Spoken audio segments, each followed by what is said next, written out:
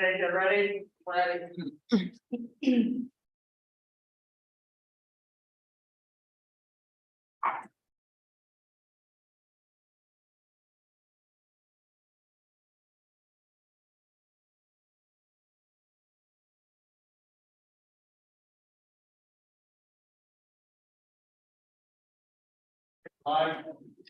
Okay, good evening, everyone. I will start out the meeting with a land acknowledgement. In the spirit of respect, authenticity, and reconciliation, the town of Slave Lake honors and acknowledges that we are situated on the traditional lands of Saurage First Nation within Treaty 8 territory, home to Indigenous, Métis, and Inuit people who have occupied these lands since time immemorial. All right, we'll start with the meeting adoption of agenda. Any changes, additions, deletions of the menu? I'll make a motion to adopt the agenda as presented. Thank you, Councillor Ferguson. Any discussion? All in favor? And that's carried. So delegation, community futures. We have Robin Lee Vance. Well, Mike. Oh, we do. Okay. Okay. Good evening, councillors. So I'm Rumley Vance from Community Futures. I think most of you know me. And so what I'm presenting today is, first of all, is about a program called the Beautification Loan Project. And so far, the town of Slave Lake has approved most of this project and is supporting that. So we want to thank them for that. So this loan program encourages our local businesses within the town of Slave Lake to reinvest in themselves, and it supports our downtown improvements. And it's a great stimulus to our economy, and it creates and supports jobs in the Slave Lake region. And the way it does this is it provides 3-year term loans for up to $20,000 for businesses to improve their business space, both interior and exterior. The loan interest is covered by the municipality if the loan terms are met. There is one issue that we want to talk about tonight, and that's around development permits. These are minor improvements, but there's still a development permit of $4,000, which is an awful lot on a $10,000 or $20,000 loan to come up with a development permit deposit of that much.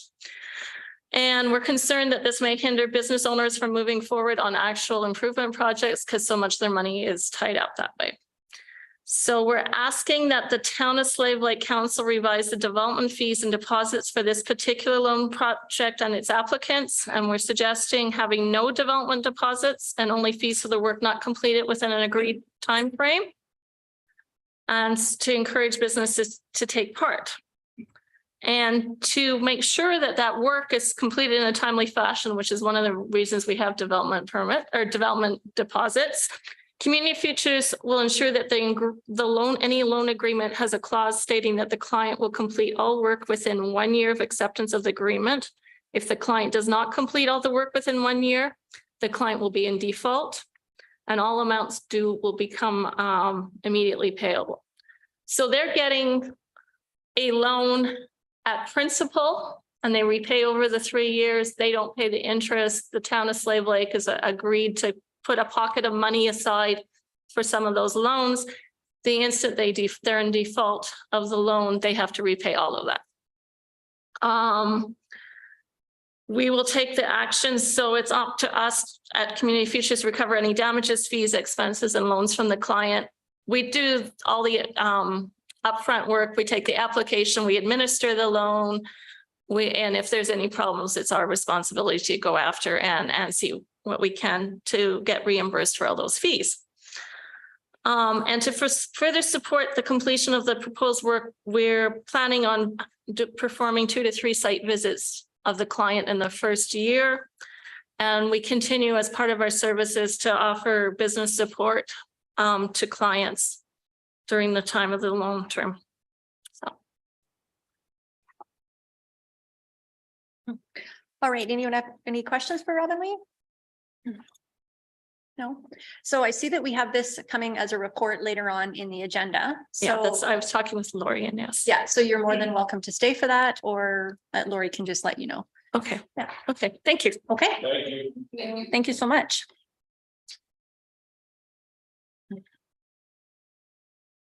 All right, getting back to the agenda, whole bunch of minutes to approve. Special meetings of council September 6th. Councillor Ward, I'll make a motion to approve the minutes of the special meeting of council of September 6th, 2022 as presented.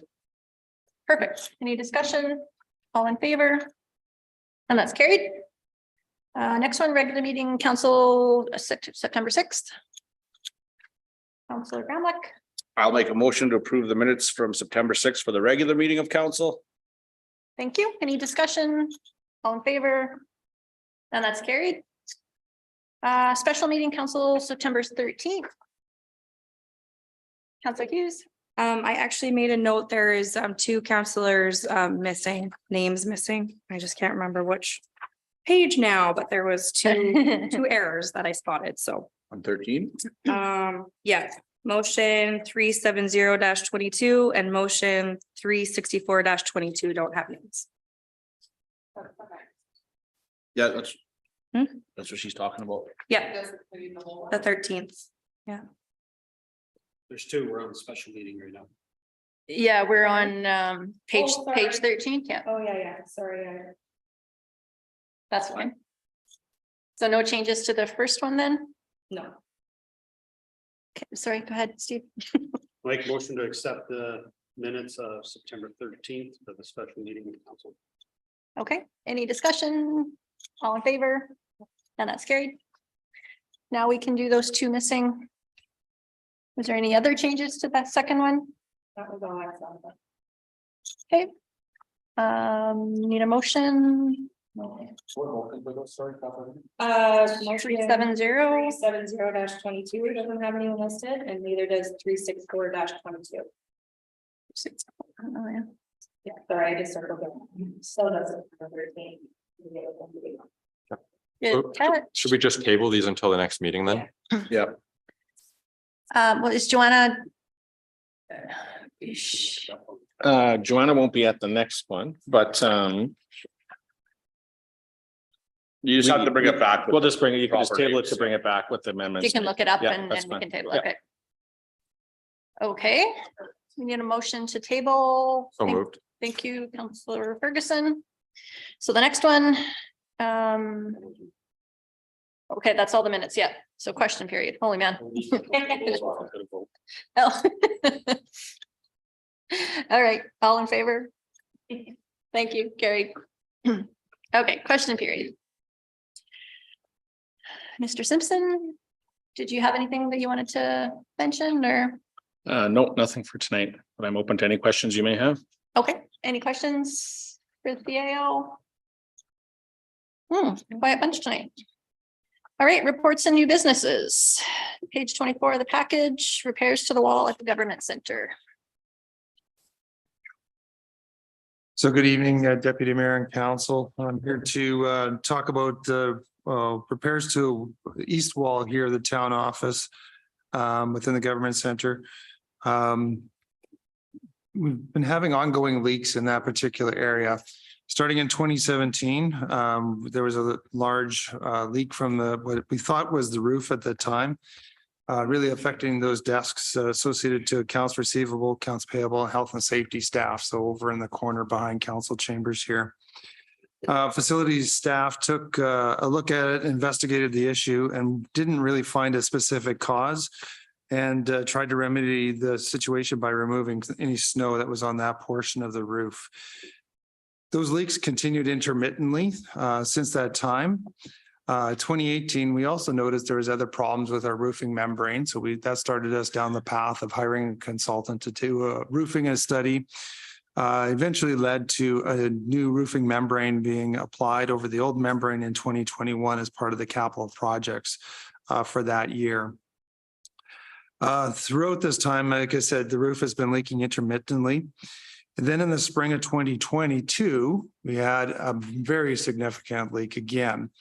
Believing that we had just replaced a new membrane on the roof, we went back to the same consultants who also carried out more of an investigation, found that there doesn't appear to be any issues at all with the roofing membrane. So then we started the exploration of looking at the wall area adjacent to those two workstations or those workstations. They opened up some of the siding on the outside, and this was done last spring when there was still freezing temperatures, and found the wall to be absolutely full of ice. There was significant moisture inside the wall that it created, likely created by poor seals. And because there's a parapet, so that's a piece of the wall sticks up above the roof, believe that it's some of the water is leaking back down from that parapet into the roof surface. So we've been working with the consultants to come up with some solutions in order to fix the remedy the problem. We did go out for tender for the repairs, and did get a couple of tenders that were two bids were received for $70,000 and one for just over $99,000 to basically remove all the affected areas and basically rebuild those walls back to original spec.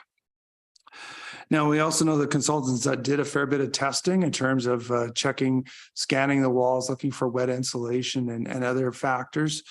But we also know that their opinion on what needs to be remedied is just that, based upon testing. They did not open up the walls completely to see what's there. So we know that we need a fairly healthy contingency likely for this project. Going forward, we also know that we have two projects within the government center building that at the time of budget deliberations were included in the budget that do not need to move forward at this time. That was the carpet replacement and some painting over on the government side.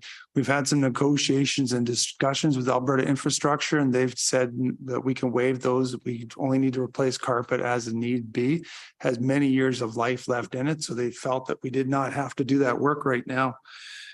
So since those two projects totaled $150,000, my proposal is that we use some of that $150,000 to be able to pay for the repairs to this wall, because this is an urgent, pressing matter that's going to create leaks likely next spring, and tends to happen in the spring.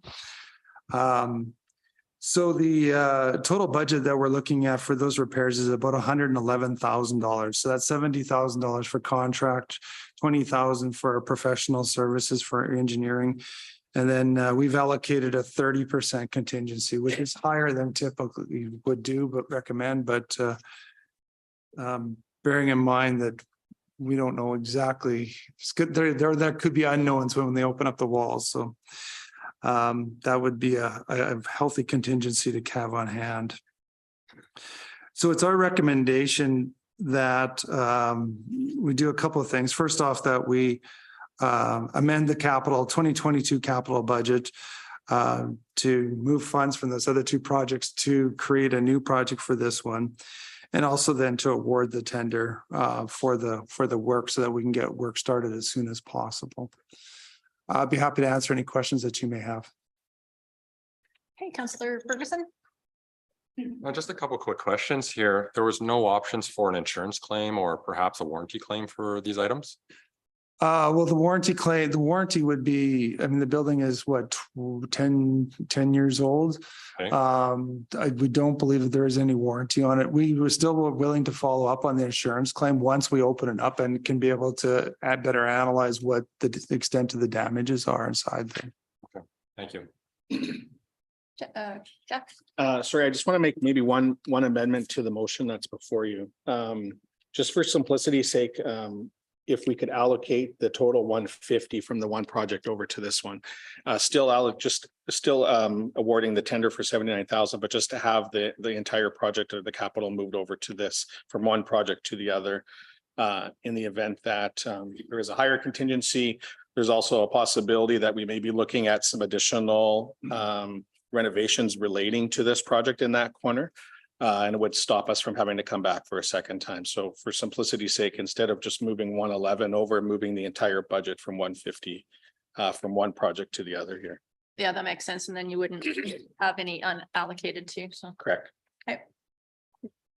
Councillor Adams. Excuse me. When's this work supposed to start?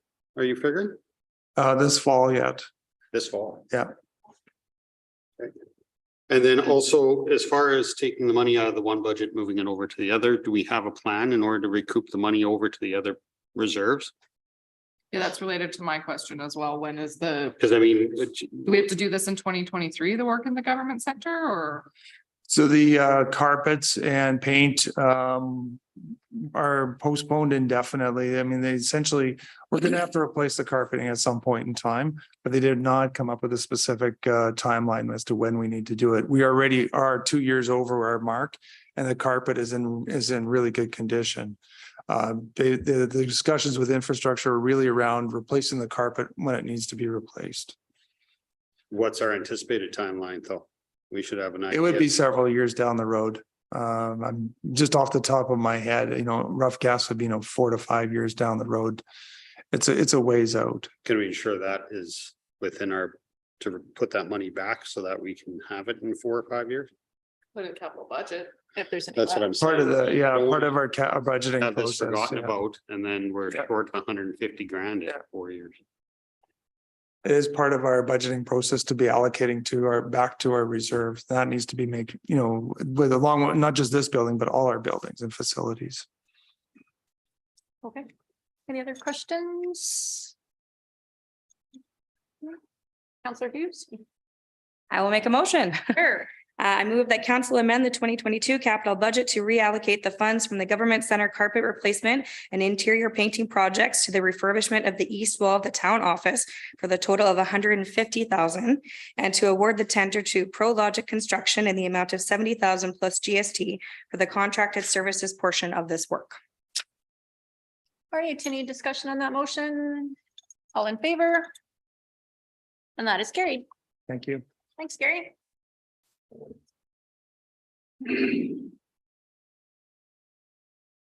Lori. Land use bylaw amendment. For council to give bylaw 14/2020. Oh, thank you. First reading and to set the date for the required public hearing. The applicant is the town of Slave Lake, and the proposal is to amend section 53D of the land use bylaw by removing the limitations around projecting signs, fascia signs, and canopy signs being allowed together on the same business frontage. In accordance with the MGA, council must give bylaw 14/2022 first reading and hold the required public hearing prior to passing a resolution. However, as this application is coming forward from administration, council may defeat the bylaw or may discuss the bylaw at first reading if they so choose. The MPC will review the application at its November 7th meeting, and as such, their recommendation is forthcoming. The owners of the fix have requested the ability to place a projecting sign on their business frontage. Currently, the land use bylaw limits the ability to have a projecting sign if there already exists a fascia sign or awning and canopy sign. So the proposed amendment would see removing subsection 8 entirely, thereby no longer limiting the ability to have a fascia sign, a projecting sign, and an awning and canopy sign together on the same frontage. Planning department has no concerns with this application, recommends that council give the bylaw first reading. Any questions? Okay, so normally on first readings, if it's another applicant besides the town, we don't vote on, or we don't discuss it. We just do the first reading vote. But because this is ours, we can do discussion and pass it right the first reading, or we can defeat it. Correct. Right. Okay, so any questions for Lori on that? Councillor Adams? My question runs around you're wanting to totally delete out the awning and canopy piece. Is there a reason why you don't want to keep awning, canopy, and a projection from being on one storefront? Okay, right now, if we don't remove 53D8, it says if there is a projecting sign at a business, no other fascia, awning, or canopy sign is permitted. Yep. So we're talking about removing that so that if you have a fascia sign and you want to have a projecting sign as well, you could have that. But it also would be then if we had an awning sign, you could still have a projecting sign. You could, yes. Doesn't it seem odd? Well, it's different and it's unconventional, but I don't know that we would have somebody request, have an awning and canopy sign and want a projecting sign as well, but Guess it. we could depends on the limit, Orientation of the building, really. yeah. Were you done? I guess, yeah. Okay. For now. Councillor Ward? Okay, Thank you. Yeah, so I actually just wanted to let council know that I had actually brought this forward to administration because this actually came from a tourism conversation that we had. So there was a couple of businesses just commenting they were interested in looking into the projecting signs, but already had the fascia signs as well. So I didn't realize that this was part of the bylaw and that you could only have one or the other. So I wanted to bring it forward as discussion. There is talk with the downtown revitalization and things we're trying to do with tourism, that the projecting signs can be quite nice when you have that pedestrian traffic going down your main street, and they are becoming much more popular. In fact, there has been, a new one installed at a different business who doesn't have a fascia sign already. So they are becoming kind of a new cool little thing to just, get extra advertising in. So I, for one, don't see an issue with it and would love for us to open that up to businesses and allow them to advertise and do what they will. awesome. Councillor Ward? I won't repeat a bunch of that, but I also am in agreement with Councillor Hughes here. I think that sometimes the bylaws have been put in place for a reason, but when we're looking at flexibility for businesses and things changing downtown, I would like it to make it easier for businesses to conduct their business and market their services. So I'm in favor. Yeah. Lori, what was the reasoning for the limitation in the first place? I could see the limitation around the projecting sign in a canopy because I think it may be difficult to try to get a projecting sign in a canopy at the same time. I think when we reviewed this probably about 5 or 6 years ago, we had a panel of public members, and those members that were involved at that time were really concerned about what they called sign pollution. So they wanted to limit the, sign options on business frontages. I think that was really all that was involved there. Yeah, I remember that discussion, but I didn't think it was towards buildings itself. I thought it was just like sign pollution in town. So yeah. Well, Yes, the whole point of the committee was we reviewed part 9 in its entirety, all of the sign options. We added a bunch of stuff, but that's all I can think of. We never touched that section. It remained the way it was. Mhm. So Okay. not sure, but Interesting. yeah. All right. Any other questions or? Councilor Ferguson? Yeah, I think it's a great idea. Just for curiosity's sake, though, how would encroachment be handled on the town's property? Maybe I'm getting a little ahead of myself, but when you have the signs on Main Street, then they encroach over, how does that handle? There's an allowable encroachment and some restrictions put around projecting and canopy signs. So there's height restrictions off the sidewalks and they can only extend so far out. So there isn't an encroachment agreement required for a sign. The building itself, if it was to encroach on to Main Street or any public roadway, would require an encroachment agreement, but signs do not. Okay, thank you. I'll make a motion too. Okay, sounds great. Move that bylaw number 13/2022 to amend section 53D of the land use bylaw number 22/2007 receives first reading and the required public hearing be scheduled for November 15th, 2022. All right, any more discussion on that motion? All in favor? That is carried. Thank you. And Lori, you're up for a couple here, hey? Page 32, Town of Slave Lake Policies and Procedures.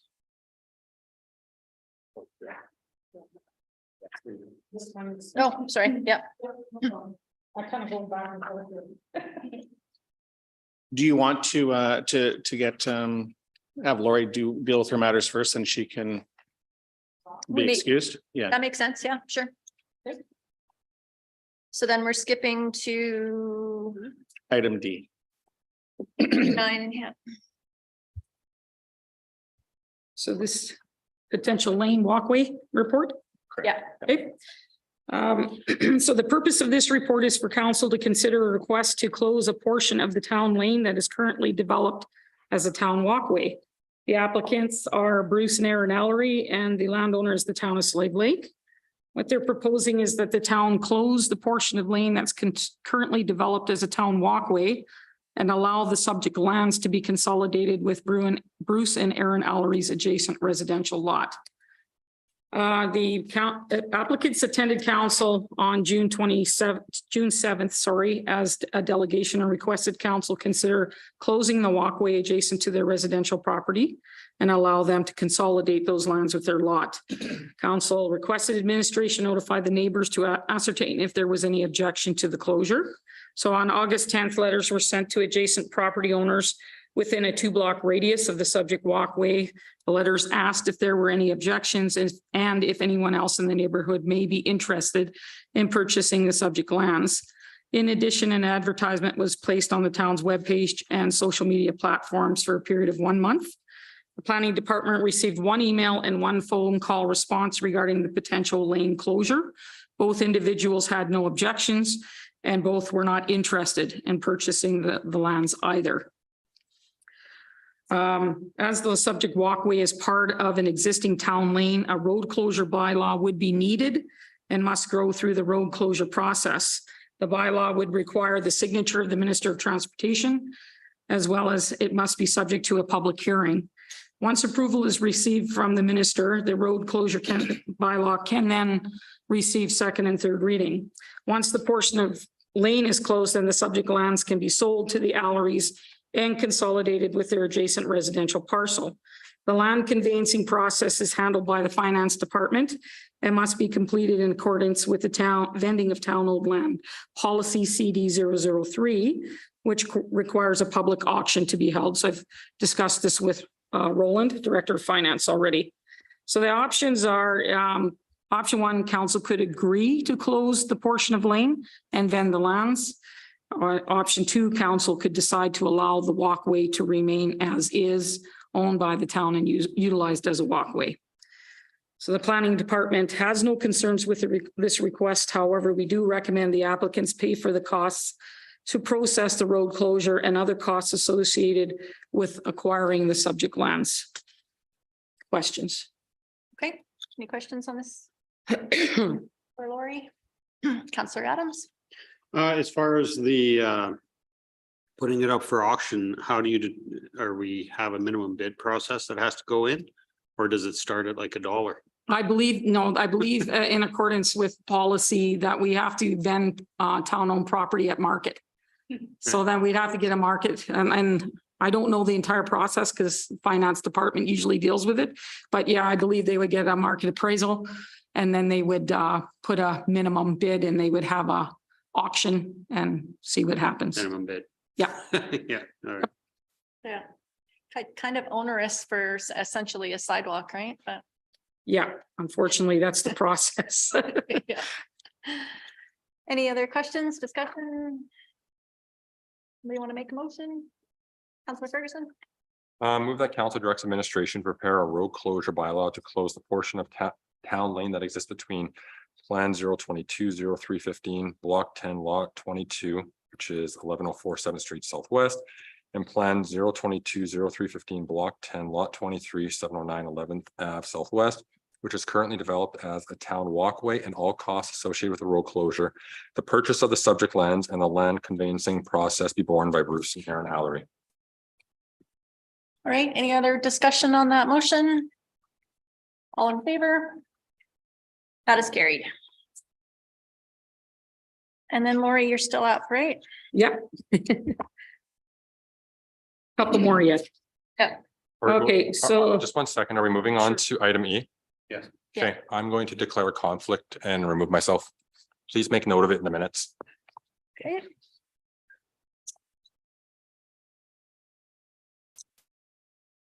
all right. So the purpose of this report is for council to give bylaw 13/2022 first reading and to set the date for the required public hearing. The applicant is Mark Boissonneau, and he is also the landowner. The proposal is to amend sections 3 and sections 113 of the land use bylaw by adding agricultural operation and low intensity farming operation, i.e. hobby farm, as discretionary uses. In accordance with section 231 of the MGA, bylaw 13/22 must be given first reading and a public hearing held prior to a passing a resolution. The MPC will review this application at its November 2022 meeting And as such, their recommendation is forthcoming.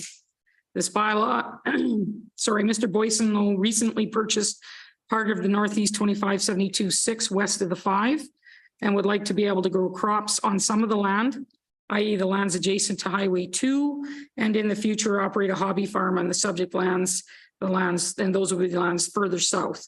Subject lands are in the UE Urban Expansion District, and currently the appropriate uses are not listed in the district to allow him to grow crops or operate a hobby farm.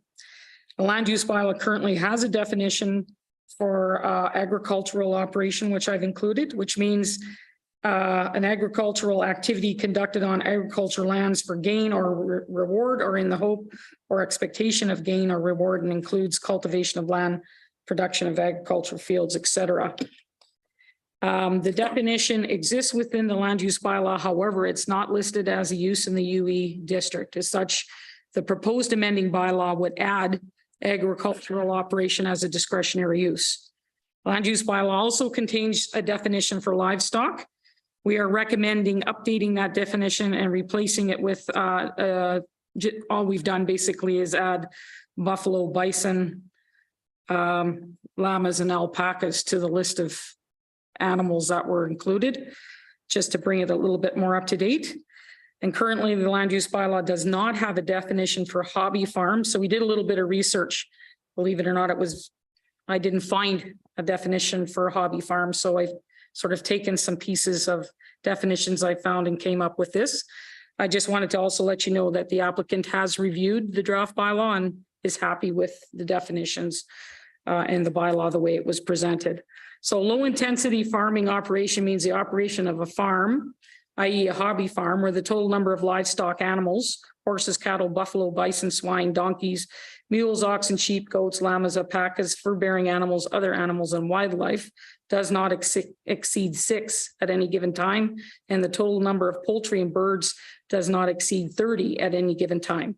This use does not include a detached dwelling, however, may include accessory buildings and structures necessary to operate the hobby farm, i.e. pens, corrals, barns, sheds, etc.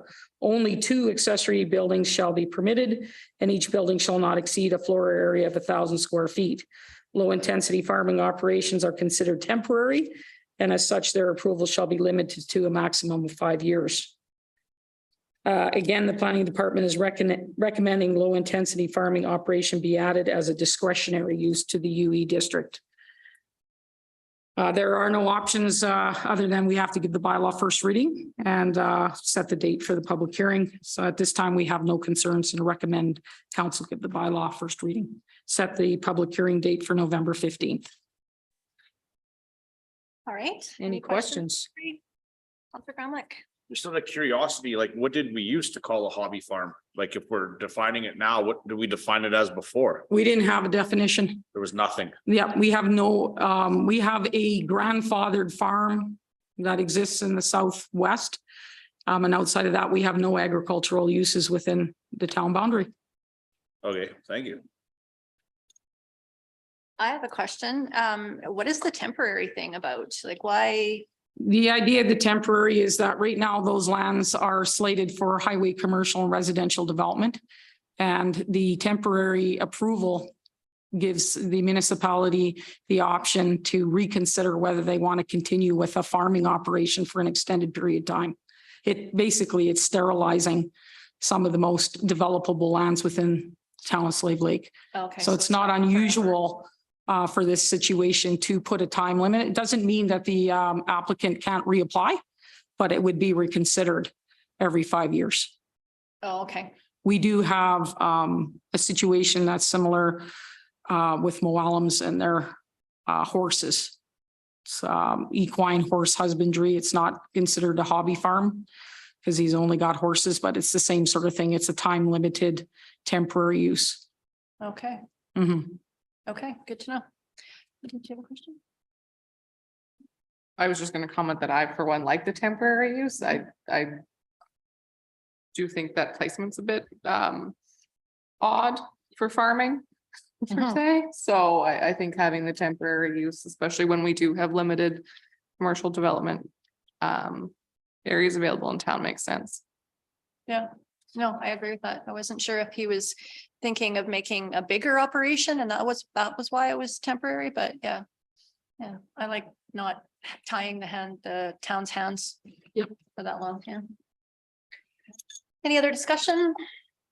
Somebody want to make motion?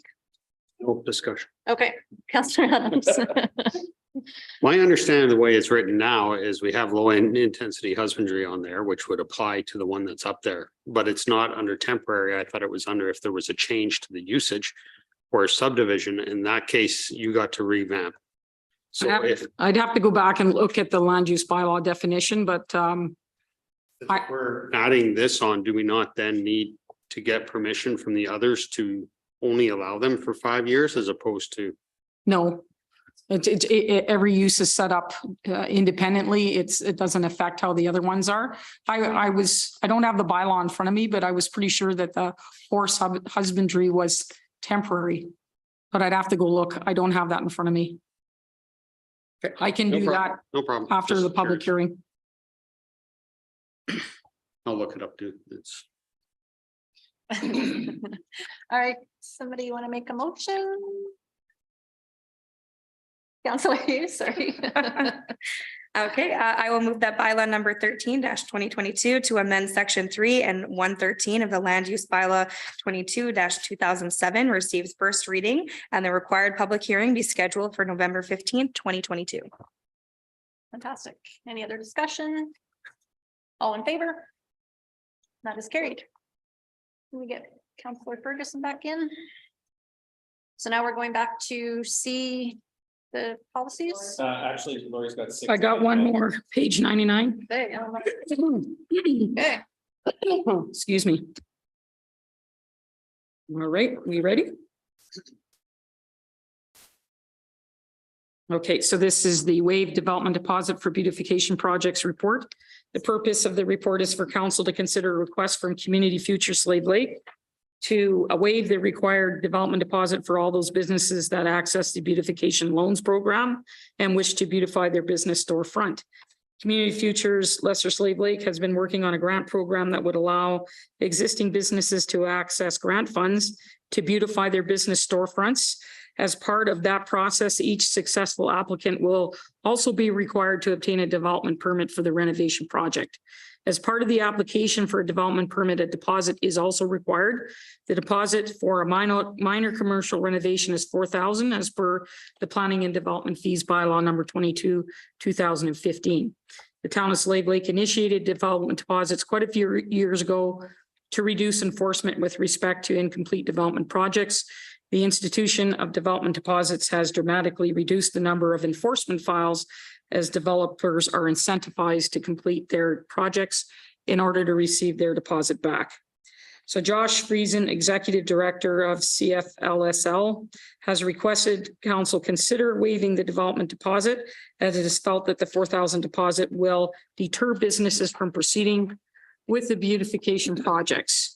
They've indicated in their agreement that CFLSL will enforce on those grant recipients who do not complete their beautification projects within the requisite timeframe, thereby reducing the town's risk that the development will not be completed. So there's two options given to you there. Agree to waive the $4,000 deposit or require them.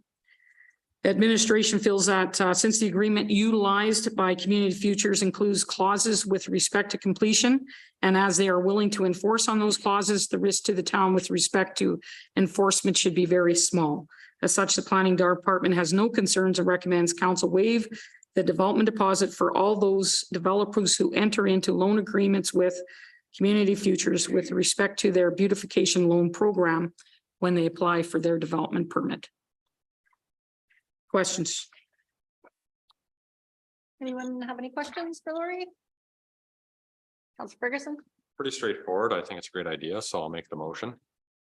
I'll move that council waives the $4,000 development deposit fee for all businesses who enter into a beautification loan agreement with Community Futures Lesser Slave Lake region when they apply for a development permit. Okay, before we vote, I just have a logistics question.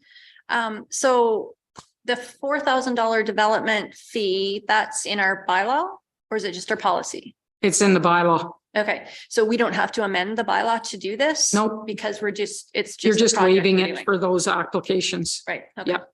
That's what I thought, but I just thought it was in the bylaw, so. Yeah. Yeah. All right, if there's no other discussion, all in favor, Thank you. that's carried. Thanks, Lori. Okay, jumping around, now we're back down to. Sure. He was looking comfortable. 73. Letter F, page 73 in the package, electric charging vehicles. Purpose of this report is to provide project update to council on the EV charger. Early in February this year, town administration secured a grant of $143,000 from MCCAC for installation of EV charger close to the library. The plan at the moment was to extend the connection from the existing electrical panel at the town offices. At the time, power cost estimation was completed using existing usage at the office. And a rough cost recovery charge was established, and it was determined that the overall plan would look feasible for long-term use. Later, after the hardware was ordered, an information webinar was completed with ATCO, and it was found out that the site will have transmission and distribution charges much higher than estimated. The reason for that is the extra power required to operate the charger is much higher than the existing energy pool allocated for the government center, which significantly increases the demand. One way to bring this cost down is to have a separate meter for the EV charger and sign up for D23 rates. D23 rates is a rate group created by ATCO Electric specifically for EV chargers. Cost comparison is shown in attachment 1 between D21 and D23 rate group. So D21 applies to the office electrical panel or office meter at the moment. And if you could refer to page 76, you could see the difference in the two rates. D21 would yield approximate cost of $1,850 every month, and D23 would be in the range of $250 a month. And this is based on medium usage, which is 20 to 25 car charges per month. Since then, administration continued working with ATCO to find a solution, and then recently ATCO verified that we can tap into an existing underground three-phase that runs along the West Boulevard parallel to the main street. And they are proposing to install a 150 kVA transformer in the boulevard so that separate meter connection can be established, which will make EV charger operation very much feasible for long-term use. The supply and installation of 150 kVA transformer by the ATCO comes at an additional cost of $42,962 plus GST. The caveat is that adding a transformer before a meter would make the cost ineligible through the grant. So now council has two options. Either we can proceed with ATCO's proposal to install 150 kVA transformer at the proposed location, or we can defer the proposal and find another location for EV charger. So ATCO's proposal is $42,962, and then we are carrying 15% contingency just to cover cost of pulling electrical permits and purchasing a CSA approved meter base. So the total cost additional that would be required for this project to move ahead would be $49,406.45. And the additional cost could be funded from future expenditure reserve.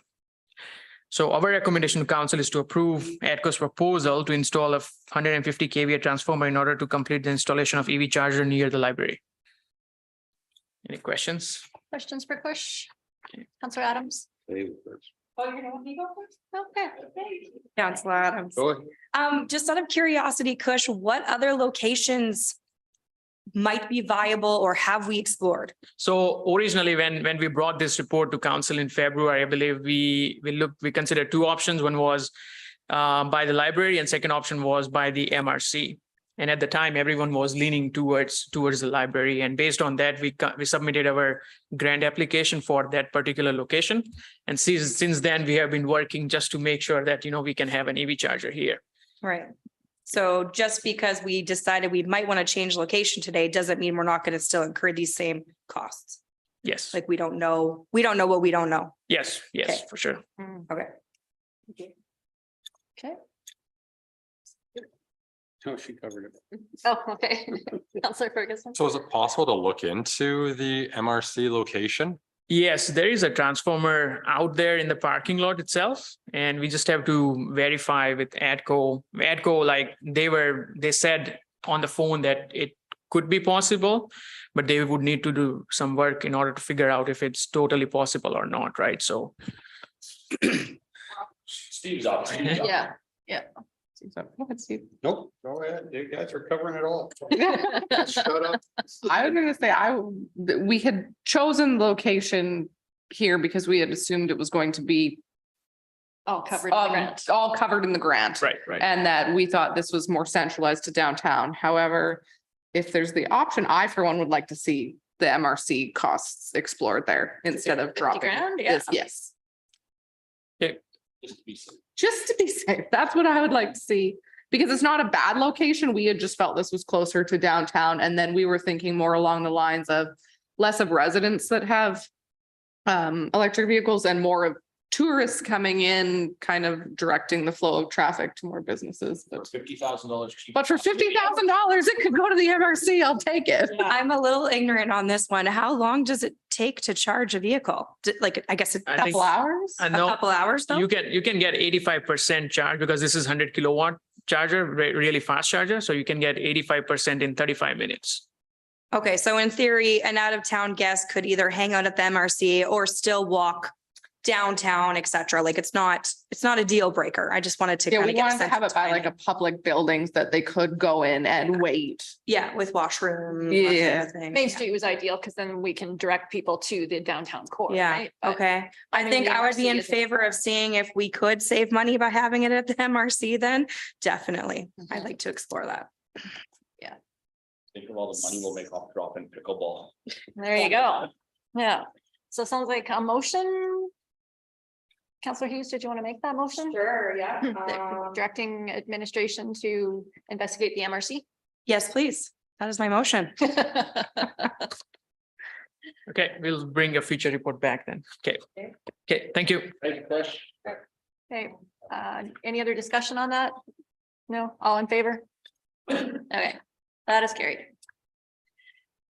Okay, now are we back to the Now we can policies? go back. All right, I don't even know where I am in the agenda anymore. Page 32. Page 32. Really easy. Hey, Steve. It is the ball.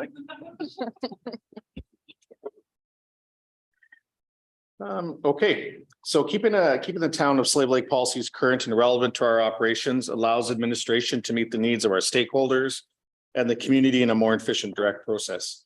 So the purpose of this report is to inform council of administration policies that have been reformatted to the new standard.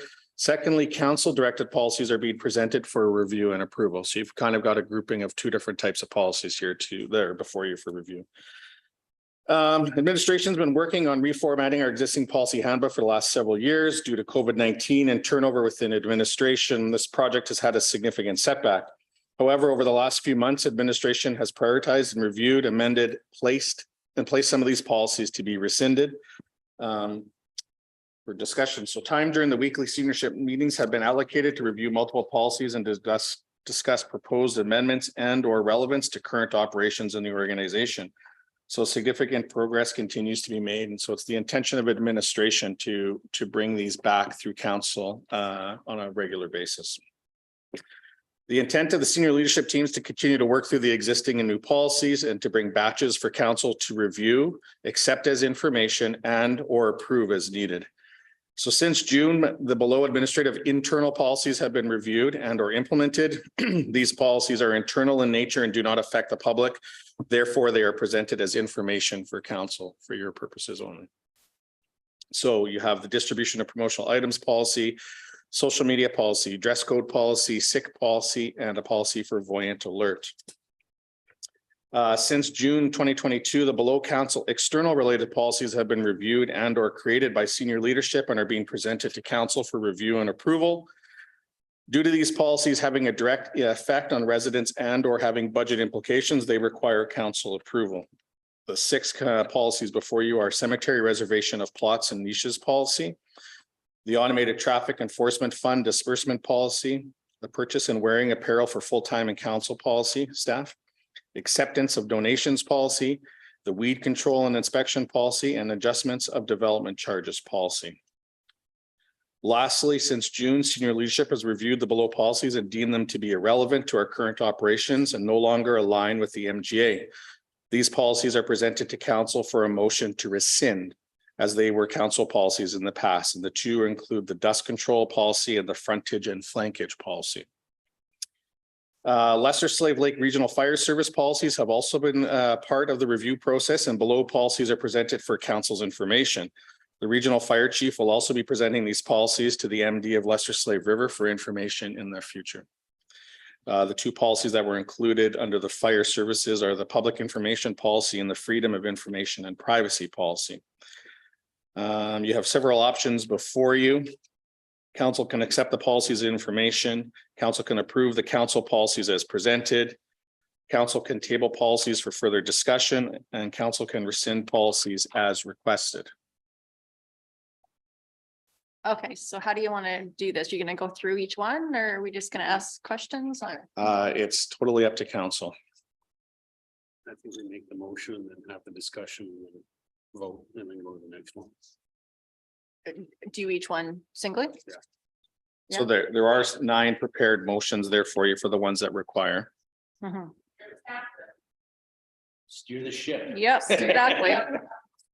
It's totally up to council. I'm not sure if you're comfortable with the changes or the corrections that are presented before you, if you require further clarification.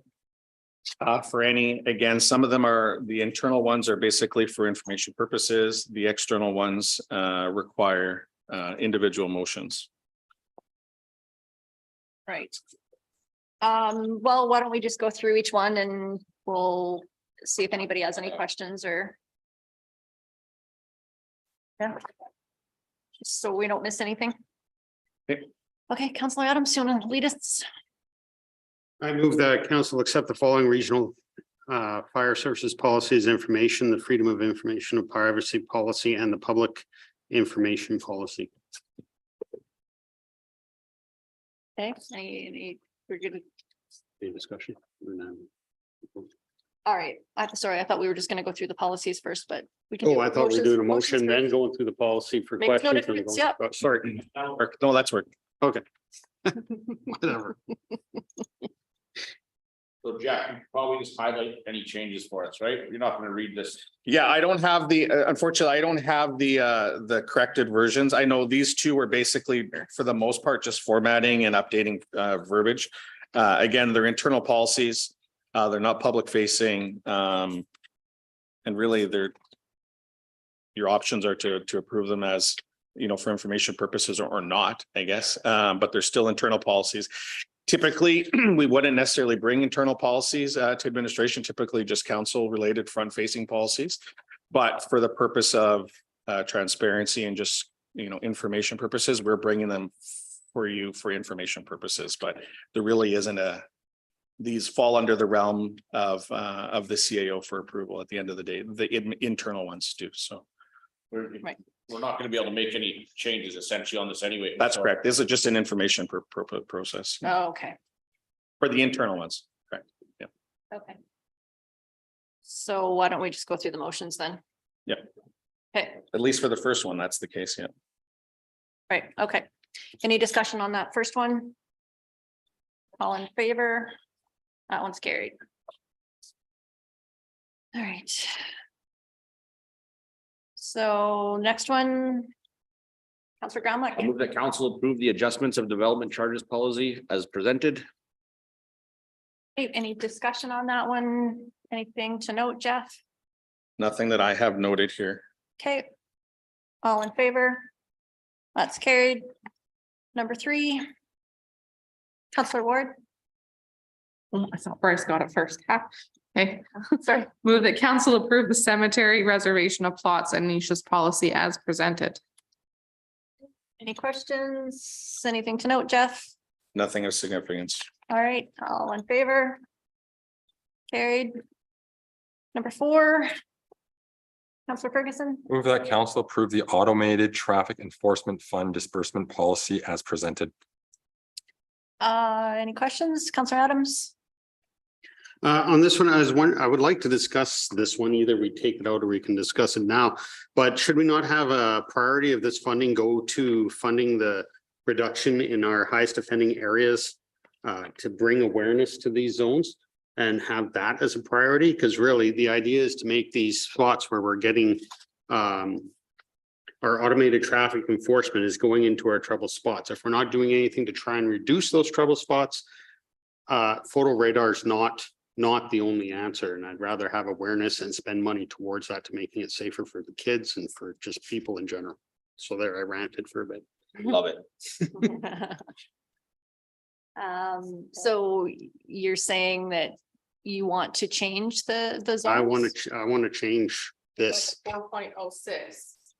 because our priority, our priority should be to making the zone safer before we're taking the money and putting it into the general coffers or over to the park or whatever. I understand it has other uses, but we do need to, the goal is to reduce the infractions and to make that dangerous zone safer. You'd probably like to bring.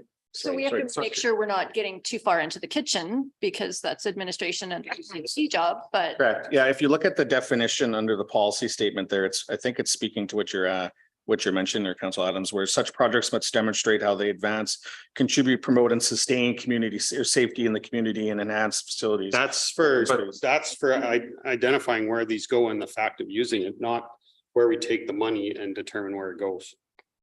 Our priority is to go to parks is how it's written. In terms of the application of the funding, you mean? If you look at the last page of 5, it does talk about recreation, but it also talks about safety programs, educational programs, general awareness, safety infrastructure, crossing signage, etc. I think. When was the last time we used the money to actually make our spots safer? That comes to us. But that's up by to the council science. as well in budget Speed situations. Yeah. That comes to us at budget. We could allocate where we're spending that kitty. You could also say like with priority, like if you wanted to just Someone wanted. further council's intention, you could just add the sentence like with priority given to enhance safety measures.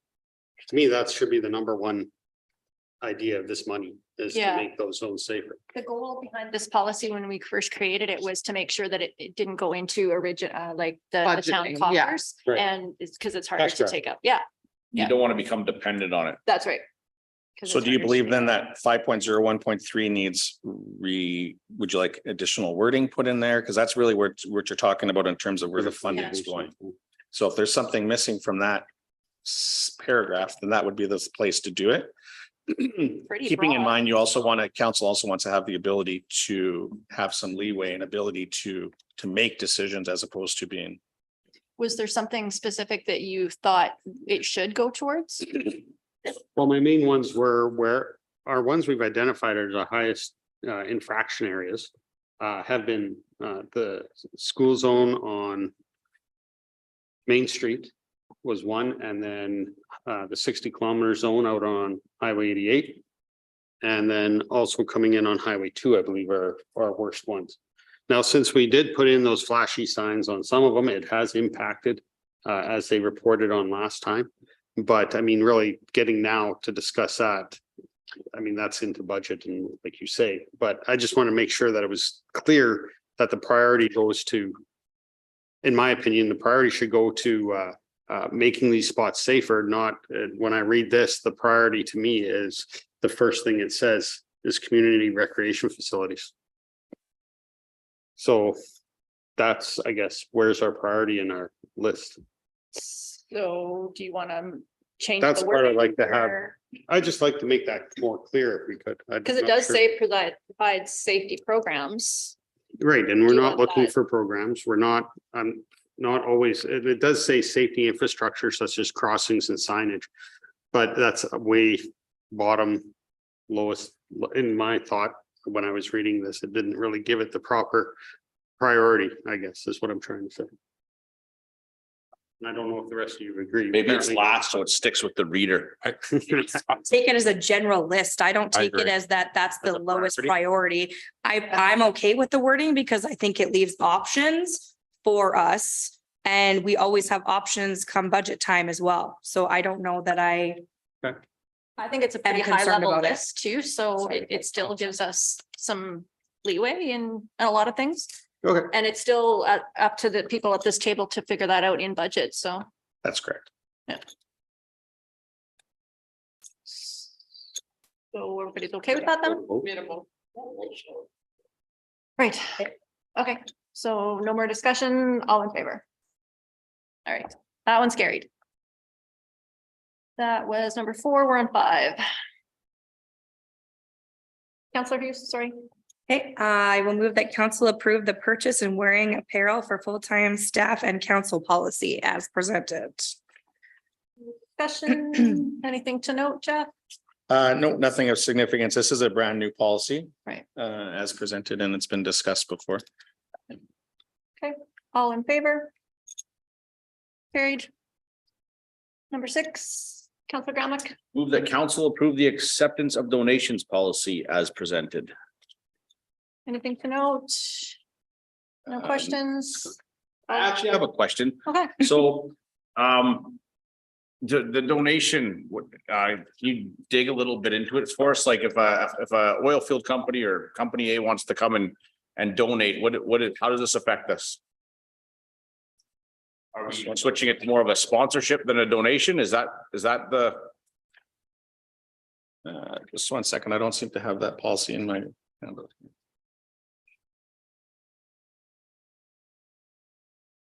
If you don't have it, I'm fine. We can discuss it later. It was our package last time. Yeah, It's just. But it's not in tonight. No. No, it's not. The actual physical.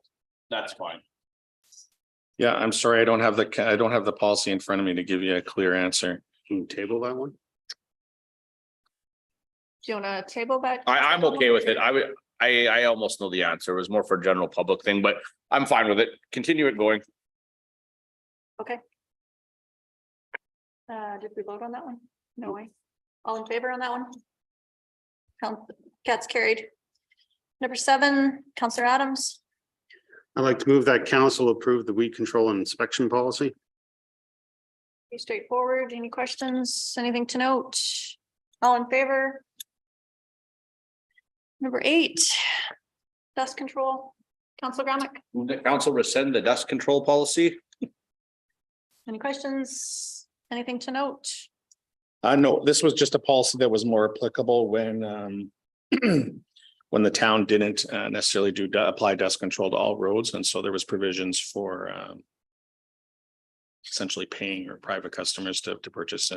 It's not applicable with our current operations now, so. Okay, all in favor? And carried.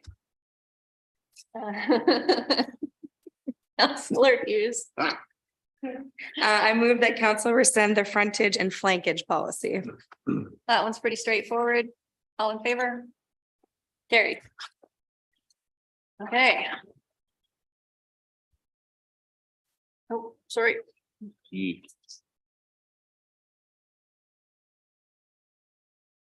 I think so, yeah. Winter advertising campaign. So that's me as well.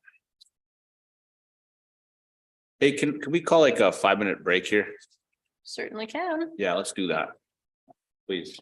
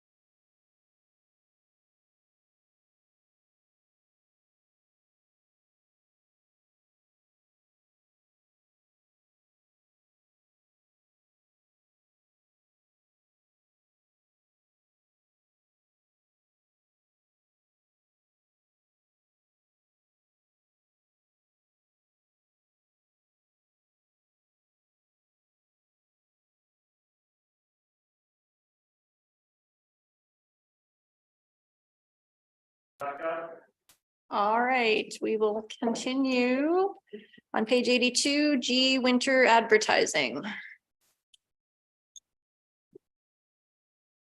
Okay, thank you. So as requested, the town of Slave Lake has brought forward a proposal for the 2022 winter advertising campaign from Insight Strategies. So the town of Slave Lake is committed to building a strong and versatile local economy through promoting and supporting all avenues of industry and business. Supporting this initiative will build the tourism industry during the winter months for our region, which in turn supports the economy of the town of Slave Lake. The purpose of this report is to provide council with information on the proposed winter advertising campaign. So background: from June until September, the town of Slave Lake, with the assistance of Insight Strategies, launched a social media tourism campaign using targeted advertisements on Facebook and Instagram. The campaign consisted of 3 different advertisements that were targeting the Edmonton, St. Albert, Spruce Grove, and Stony Plain region. In addition, it was also circulated in the Slave Lake area as well, region. The goal of the campaign was to obtain the highest volume of reach while staying within a daily budget of $99. That campaign was a massive success. Across the entire campaign length and locations, the campaign achieved 3.1 million impressions. Over 700,000 people were reached, with the average of age of 25 to 44 were the most interested in the demographic in terms of the reach and engagement. This was achieved through a total cost of $7,451.53. These numbers don't include the advertisements that were posted directly to the town page, which averaged a reach of about 5,000 per advertisement.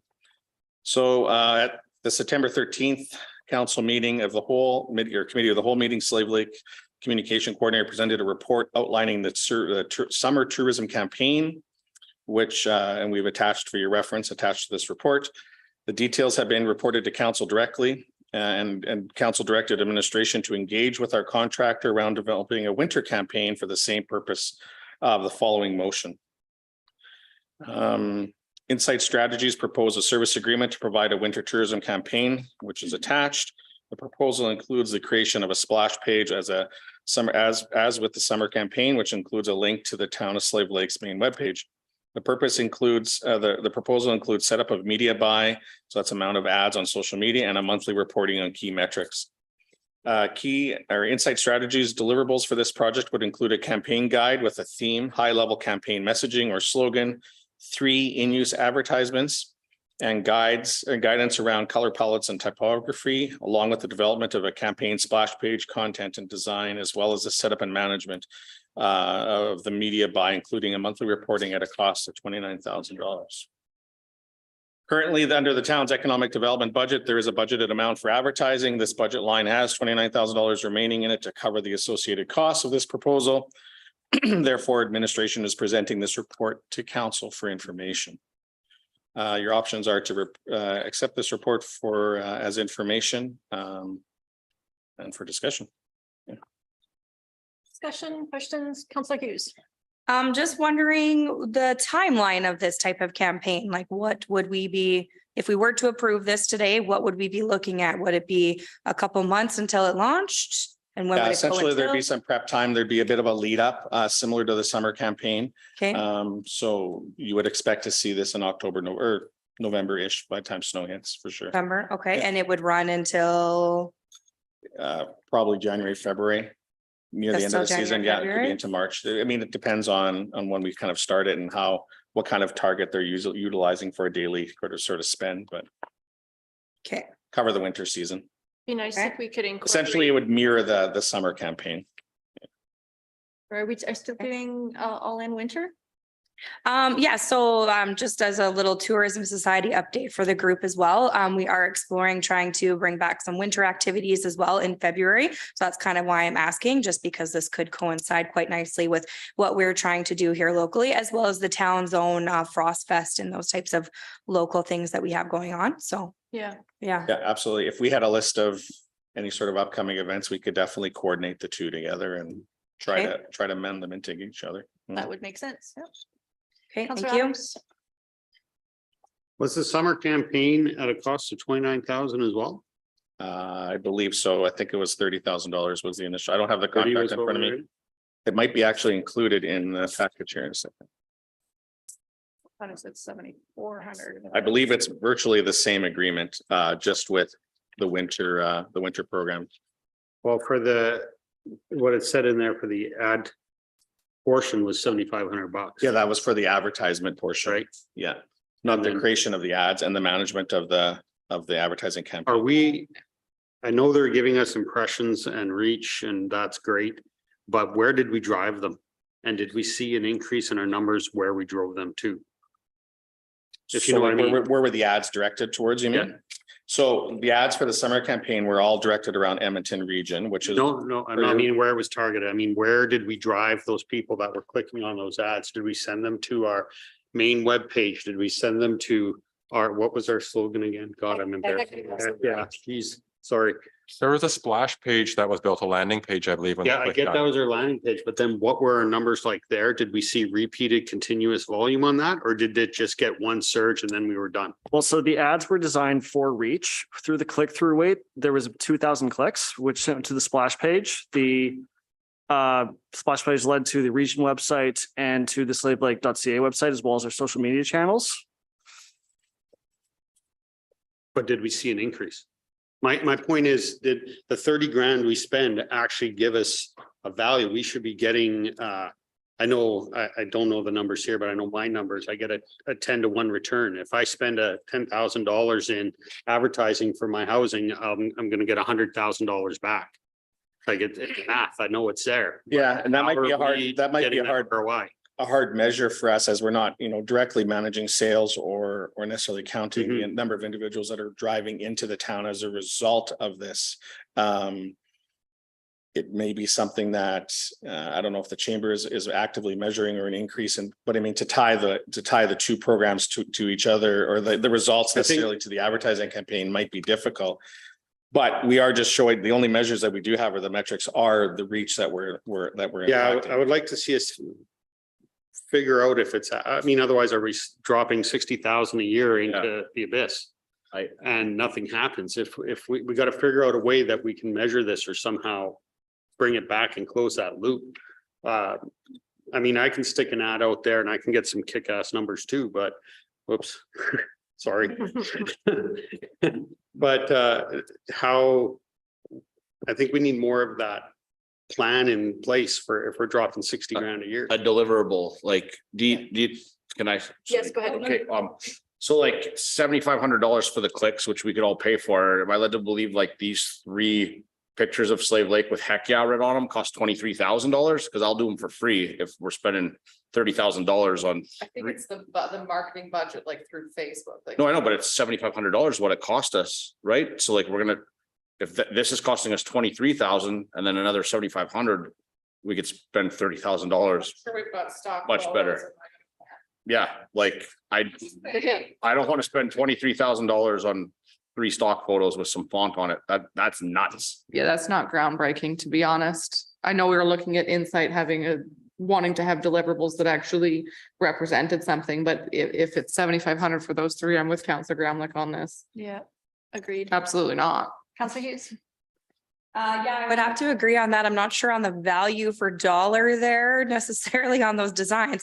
I'm curious what Jordan would have to think about that. Do you think that does this have the potential of something that you might be able to handle? Is this something we can do in-house and still try it out if we want to do a winter campaign? I don't know.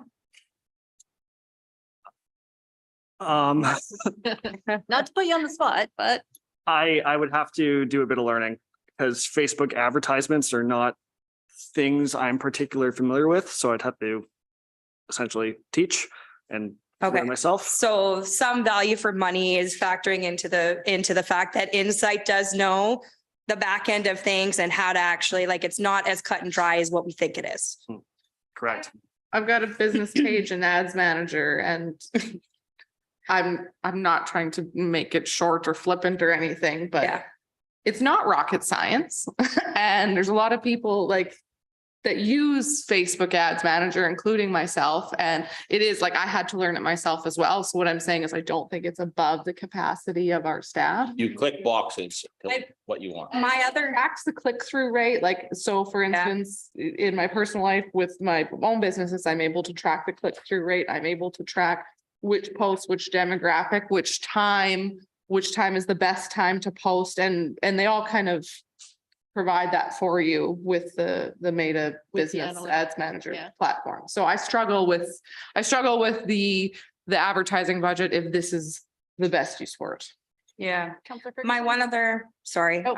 my one other thought with this is the economic calculator. Right? Don't we have, Travel Alberta has that, yes. okay. Okay, so I'm just curious, like, if this is something we wanted to do, perhaps there's a way to say, test and use the economic calculator situation from January to March while we run a campaign, while we have some of the tourism things going on here. And then perhaps we can actually have some metrics to understand whether or not this type of investment did anything for our community. So I'm just throwing that out there as an option as well. If we can set something up like that, perhaps that would help. Understanding was that was already happening with community services, especially with ball tournaments and things like All In this summer.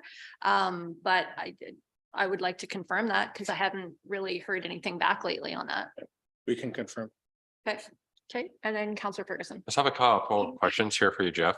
So there's $29,000 roughly, and that doesn't include the media spend, correct? That's correct. Okay, so it'd roughly be for a period of about 2 months. Two months kind of based off of which November, December, or maybe 3 months. Yeah, I'm just trying to see if they've spelled it out more directly in their proposal to us here. I mean, it definitely is starting in October, November, as stated prior. They have it running into 2023. You said the 29,000 includes the media spend? It I don't doesn't? believe it does. That's Oh, boy. 29,000 is the preparation of the campaign. Oh, I thought it did. So is it 29 plus the 75? I believe so. Yeah, that's correct. Yeah. Is that what you did on the summer? That's what you did when you approved the summer one as well.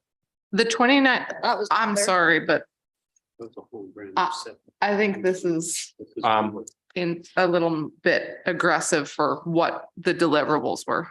And shouldn't there be, like Councillor Adams just mentioned that the summer one was an initial setup for everything. So don't we have the templates and can't we just change the templates out and shoot it out again? Like, is it starting Well, from I would- scratch every time? Like, I will don't do know. it for free. Jesus. Yeah. Yeah, a couple more questions.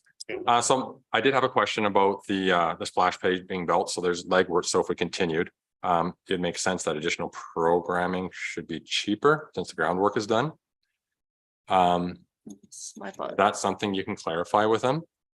Yeah, I mean, my understanding is their impression is it's a new campaign, it's a new topic matter, it's new. Yeah, but Now, this was only presented to them at the request of council Yep. from last week, right? To basically to mirror. But maybe there was some misunderstanding in terms of what that cost of that summer program was. Yeah, I don't think I believe we still are under the impression that we want to have a winter campaign because we want Slave Lake to be more than a summer destination. And we do want to have some destination tourism here in the winter. And I believe tourism chairs on board with me on this. However, I struggle with their proposal presented, and I think there is better use of the marketing funds. So either we need clarification on what the deliverables are, but if we're using the heck yeah and 3 different like we had before, and the 29 doesn't include the marketing spend, I'm not about this. Yeah. I think there's a So- better use of that funds, to be honest. Should we table this to get Well, clarification? it's not for a or- decision, I guess it's just for information purposes. And if that's the direction of council, then that's all we need to know. Couple more questions though, I have, sorry. Okay, sure. Oh, Bryce, I'm Oh, yes. sorry. What is Travel Alberta's cooperative investment program? Cause it said that some of it could be covered through that program. I'm just curious what that is. I'm not familiar with the program, so I'd have to get back to you if you had any questions on it. That is a grant that they do twice a year, once in September and once in April. Yeah. Okay. And it's for the following seasons. Gotcha. Yeah, and tourism. Okay. My preference would just be to review it at budget time and after our strategic plan review. So we can have a broader discussion around economic development and so budget starts later this month. So it'd probably delay any implementation until the new year, but that's where I'm leaning to. towards right now. The other thing is too, we do have a new hire in regards to economic development, and I would perhaps like to see where their use of the funds would be directed to over this. Good idea. Good Because this thinking, is yeah. not our expertise, and I don't know, I think at least with the majority of us, it's resonating that this is not necessarily the right spend right now. No, that's pretty aggressive, yeah. Okay, do we need motions or are we just accepting for information? Yeah, that's all I need for direction. Counselor Hughes, thank you. All in favor? Counselor Hughes may accept it as information. Yeah. That's carried.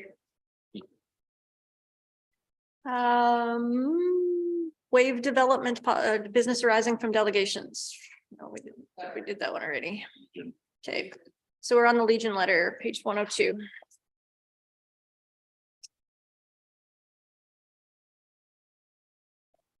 So I had trouble reading this in the package because it was pretty blurry. Jeff, do you want to lead us through this one then? I can read it for you. Yep.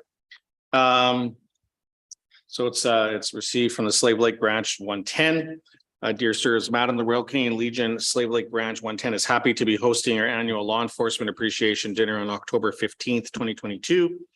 We trust that this year we will be able to go forward with the dinner after having to forego it for 2020 and 2021 due to COVID. We still did present tokens of appreciation to our local law enforcement for those years, but we are looking forward to hosting an in-person event again. We request the town of Slave Lake's support for this event by providing a donation of $500 towards the cost of this undertaking. We have issued invitations to around 100 people and about 50 meal tickets will be available for general sale. The price per meal is set at $30 per plate. Please note that this is not a fundraising event for the Legion. In the unlikely event that a profit is made for the dinner, we will fully disclose this to you and discuss with you the disposition of any excess funds. We would also like a representative to bring greetings from the town that evening. The evening will be a gala occasion. We are asking law enforcement personnel to be in uniform as well as Legion members. We'll be introducing each officer and presenting him or her with a commemorative pin and a certificate of appreciation. We're in the process of issuing invitations. We would appreciate if you would get back to us as soon as possible by email if possible, whether or not a representative will be attending. And if you wish to contribute to this endeavor, we'd be pleased to announce that you're a co-sponsor of the event. So yeah, they haven't had this event for a couple of years, but I do believe that the town gave them something last time. I don't remember the amount. I want to say it was the same amount. 500, I yeah. think we've done it a few times since I've been on council. Yeah. So thoughts, Councillor Ward? Going to make a motion that we approve the $500 donation for the event. Okay. Councillor Adams? Do we do this for any other, anybody else, like Chamber of Commerce on their gala? Do we do it for like? We get the odd request and then it's up to council to discuss and vote on it. We used to have a community fund similar to the MD, but we took that out of our budget years ago. So now when we get requests, we can either forward them to FCSS if they're eligible for that fund, or they come to this table and we discuss and vote on it. Because I think council has a discretionary fund, do we not, in our budget? I believe so, yeah. Yeah. So Councillor Ward made a motion, Do we need to reference which pot that's coming from? probably should. Fortunately, I don't have that listed in here, so we can just make reference to the discretionary fund of council at the time being. And if we need to bring it back for something more specific, I can do that. I will accept that friendly amendment. Okay. Sounds good. All in favor? That is carried. Randall. I didn't see Councillor Adams raise his hand, so. No, I didn't. Oh, I'm sorry. So all opposed, okay. Okay. Still carried. Still carried. So the only thing that I had from Mayor's Corner was to acknowledge that today is a National Day of Missing and Murdered Indigenous Women. I just wanted to say that. And then if we could have a motion for closed session. Councillor Hughes, thank you for playing.